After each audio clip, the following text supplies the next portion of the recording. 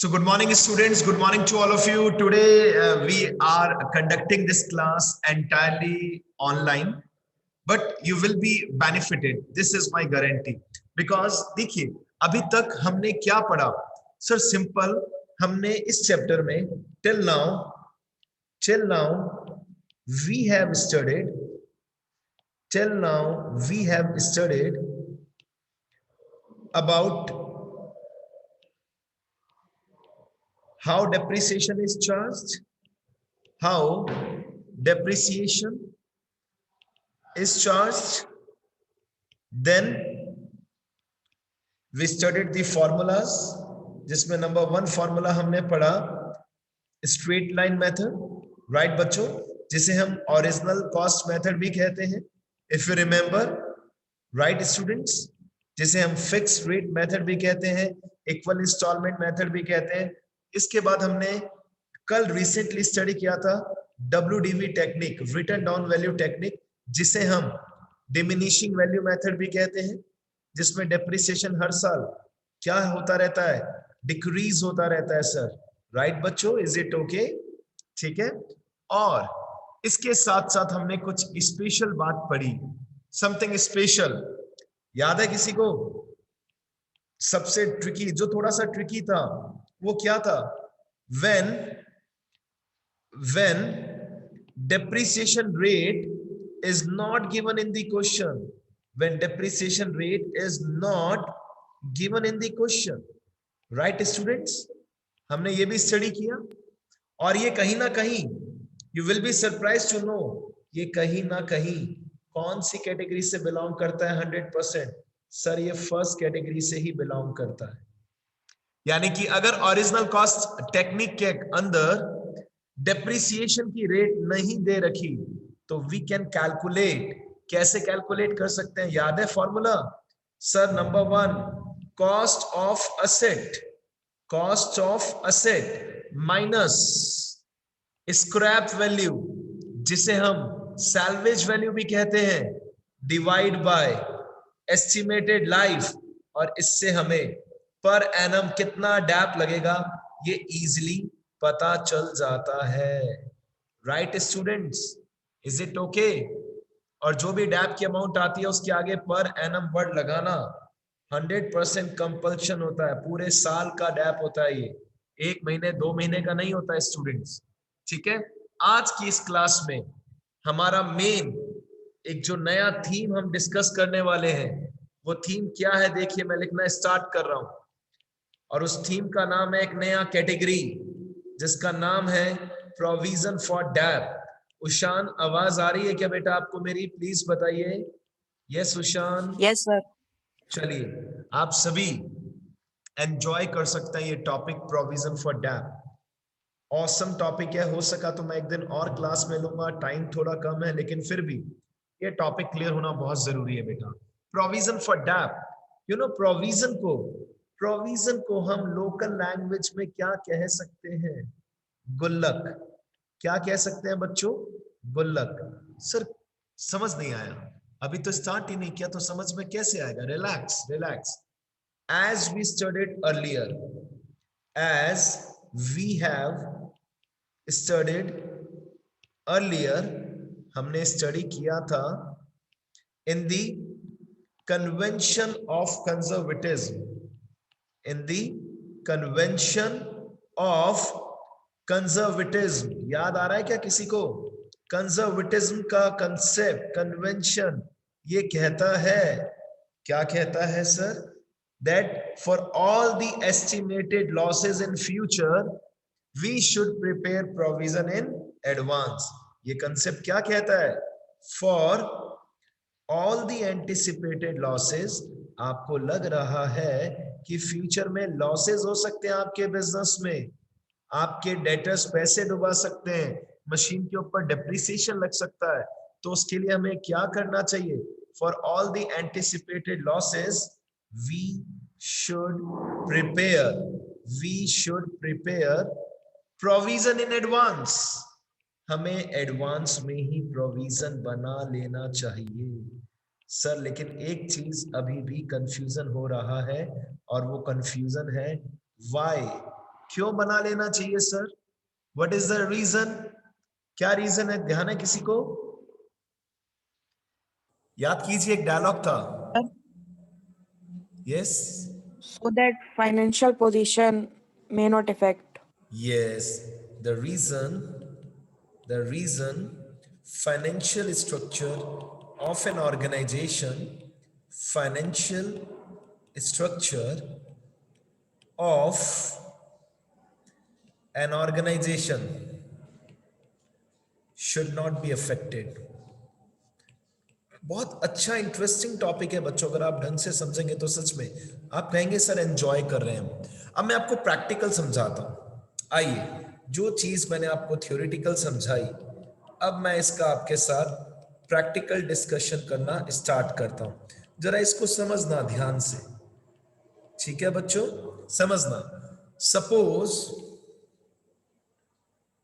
Suppose we have bought, suppose we have bought a machinery, हमने एक machine खरीदी for rupees 10 lakh, for rupees 10 lakh। अब हम मान रहे हैं कि सपोज इसके ऊपर डैप लगता है 10% पर एनम, 10% पर एनम। क्या आप में से मुझे कोई बच्चा बता सकता है कि इस मशीन के ऊपर नेक्स्ट 4 इयर्स की बात करूं या नेक्स्ट 6 इयर्स की बात करता हूं, नेक्स्ट 6 इयर्स में इस मशीन के ऊपर कितना डैप लग चुका होगा? नेक्स्ट 6 इयर्स में टोटल डैप, नेक्स्ट 6 इयर्स में टोटल डैप बताइए बच्चों। 6 lakhs. Sir, it is very easy. Sir, it is very easy. 1 lakh per annum into में 6 and it becomes 6 lakh. Very good बेटा, एकदम करेक्ट बताया आपने, कहीं पे भी कोई गलती नहीं है। Now after 6 years, next question, what will be the present value of machine? बताइए बेटा, what will be the present value of machine? बताइए प्लीज। 4 lakhs. करेक्ट 4 lakhs है। Correct, very good very good very good बेटा, very good. Sir 6 years के बाद हमारी मशीन की प्रेजेंट वैल्यू, बिल्कुल correct, present value which is also known as book value, both are same. Sir it will be rupees 4 lakh. The reason every year we have charged depreciation. कैसे आया ये? Sir 10 lakh की ओरिजिनल कॉस्ट थी, 6 years में 6 lakh dep collect हुआ। Now the present value which is also known as book value, it will be 4 lakh rupees. Is it clear बेटा? क्या किसी को इसमें डाउट है? क्या ये प्रैक्टिकल नहीं लग रहा? क्या ये रियलिस्टिक नहीं लग रहा? लग रहा है बेटा? अब अगर मैं आपसे एक बात कहूं, यस सर। अब अगर मैं आपसे एक इंपॉर्टेंट डिस्कशन करूं, सपोज, फिर से suppose if we sell this machine for rupees 3 lakh, ठीक है? अब मेरे कुछ क्वेश्चंस हैं आपसे,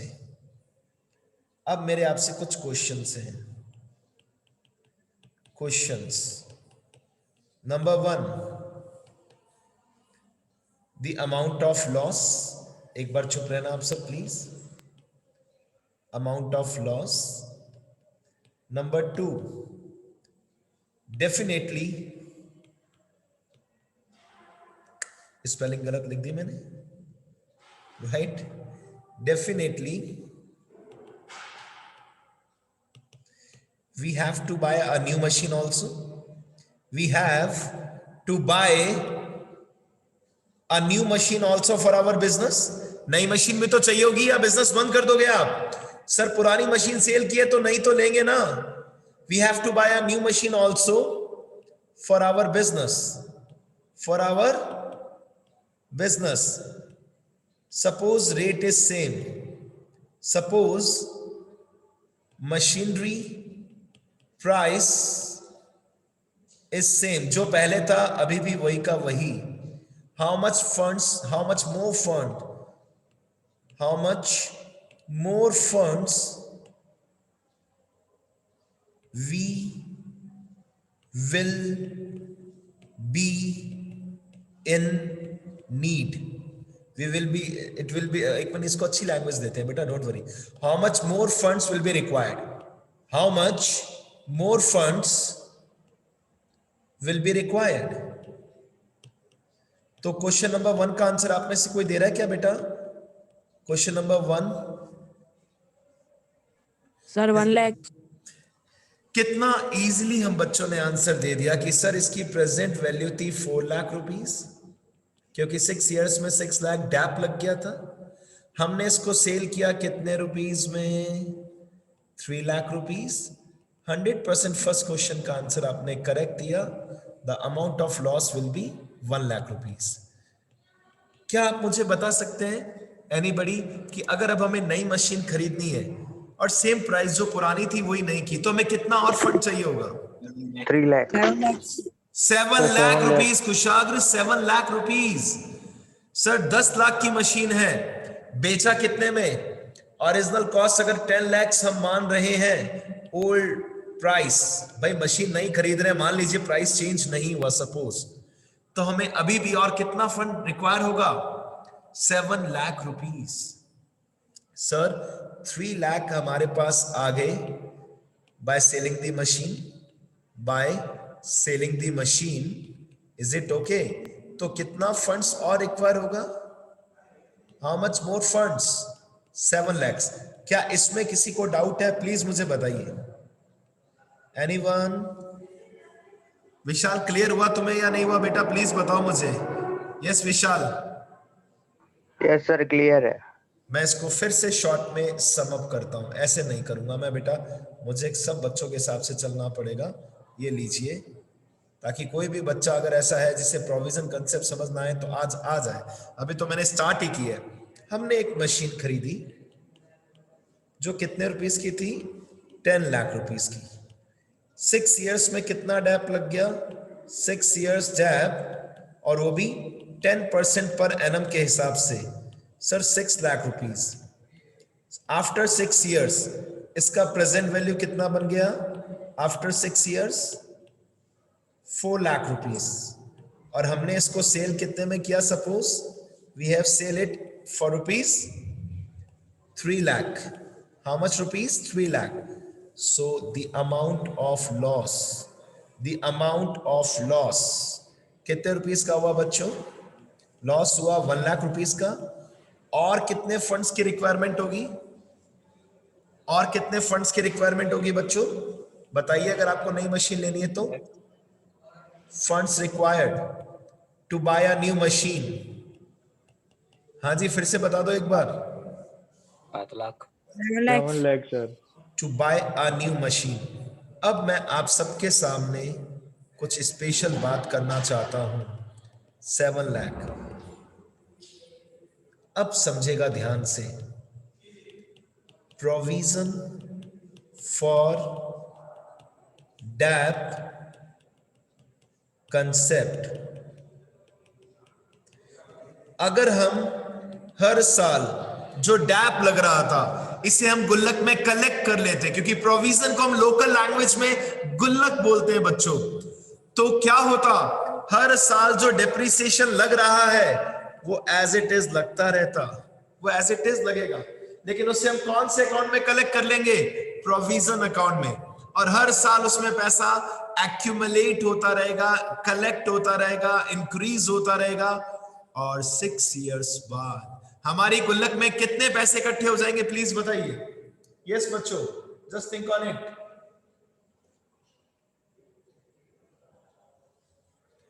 सब चुप हो गए. और 3 provision means from profits we are transferring Provision means from profits we are transferring every year an amount for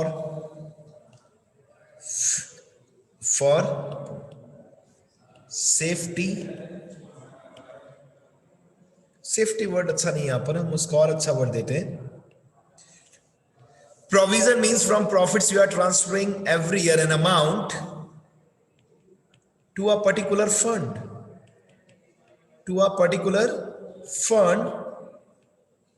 so that हम फ्यूचर में सेफ रहे. अरे प्रोविजन भाई सिंपल, ये देखिए क्या है प्रोविजन. एक गुल्लक है, जितना डैप लगेगा हर साल हम प्रॉफिट में से अगर इतना पैसा कहां कलेक्ट कर ले गुल्लक में, तो इससे बेनिफिट क्या होगा सर? डैप तो लग ही रहा है, लेकिन हर साल हमने डिप्रिसिएशन का पैसा अगर गुल्लक में कलेक्ट कर लिया तो हर साल गुल्लक की अमाउंट क्या होती रहेगी बच्चों? क्या होती रहेगी? इंक्रीज. और 1 लाख होते 6 इयर्स में कितना डैप कलेक्ट हो जाएगा according to this question? 6 years में कितना डैप बेटा? 6 लाख.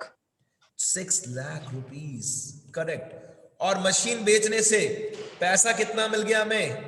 सेलिंग करने से कितना पैसा मिल गया? 3 लाख. गुल्लक में कितना पैसा कलेक्ट हो गया? 6 लाख. टोटल फंड कितना आ गया हमारे पास? 9 लाख. अब बताइए अगर नई मशीन 10 लाख की है, हमें कितना फंड और इकट्ठा करना पड़ेगा? How much more fund? 1 lakh. 1 lakh. How much more fund we have to collect? तो सर कितना इजी एक फंडा हो गया. We have to collect only 1 lakh rupees is the answer. तो इसलिए तो कहते हैं प्रोविजन बनाने से क्या बेनिफिट होता है सर?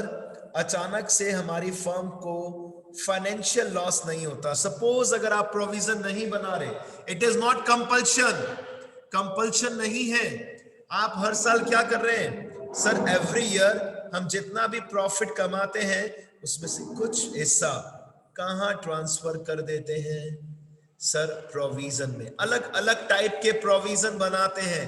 आपके पेरेंट्स भी बनाते हैं बेटा, ठीक है? गर्ल्स के parents, like I am a father of a daughter, तो मुझे पता है उसकी फ्यूचर में एजुकेशन के लिए या मैरिज के लिए मुझे प्रोविजन बना लेना चाहिए sir.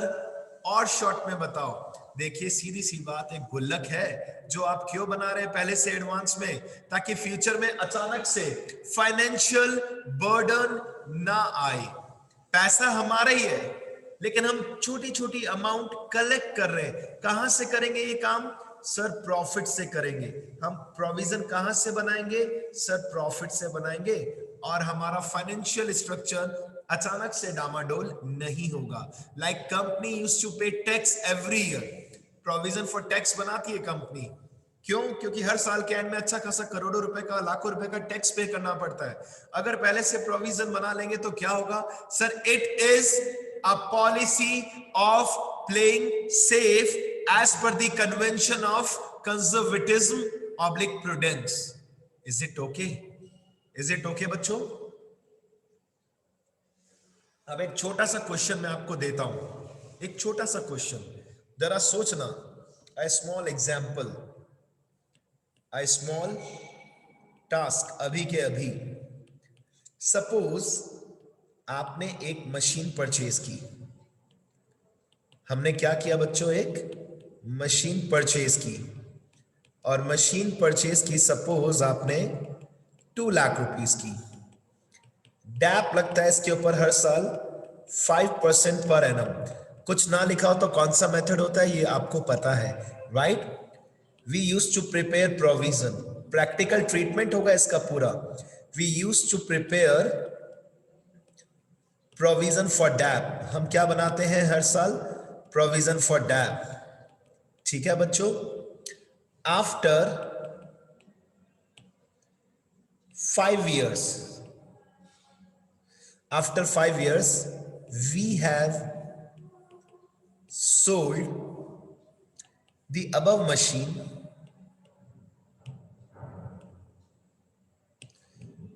at rupees 1,35,000, 1,35,000, and a new machine was purchased. A new machine was purchased for rupees 3 lakh. अब मेरा आपसे क्या क्वेश्चन है? नंबर 1, कितना डैप इस मशीन के ऊपर कलेक्ट हुआ? Collected dep. अभी बोलना नहीं है बेटा, अभी बोलना नहीं है, प्लीज रेज योर हैंड करना है। On the above sold machine, जो मशीन बेची उसके ऊपर कितना डैप कलेक्ट हो चुका है? बोलना नहीं है, रेज हैंड करना है केवल। For buying new machine, how much more money we required? How much more money we required? और ऑब्वियसली जब आप सॉल्व करेंगे तो प्रॉफिट ऑब्लिक लॉस तो आपको बताना ही है ऑन सोल्ड मशीन। शुरू हो जाइए बेटा, information is in front of you, शुरू हो जाइए जल्दी से। We have purchase new machinery for rupees 3 lakh. और हमारे कुछ क्वेश्चन है आपसे, ये जो मशीन हमने बेची इसके ऊपर कितना डैप लग चुका है अभी तक? नंबर 2, नई मशीन खरीदने के लिए कितना और पैसा लगाना पड़ेगा हमें? नंबर 3, इस मशीन को बेचने पे प्रॉफिट हुआ या लॉस हुआ? ओनली 1 हैंड रेज हुआ है बेटा, only 1 hand raise. Yes, try करो, आप सब ट्राई करो। कहीं क्वेश्चन में डाउट आ रहे तो आप अनम्यूट कर सकते हो बिंदास।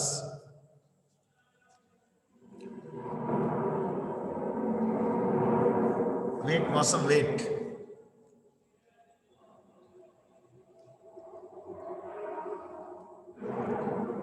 गुड, 2 रेज हैंड हो चुके हैं। वेरी गुड बेटा, वेरी गुड।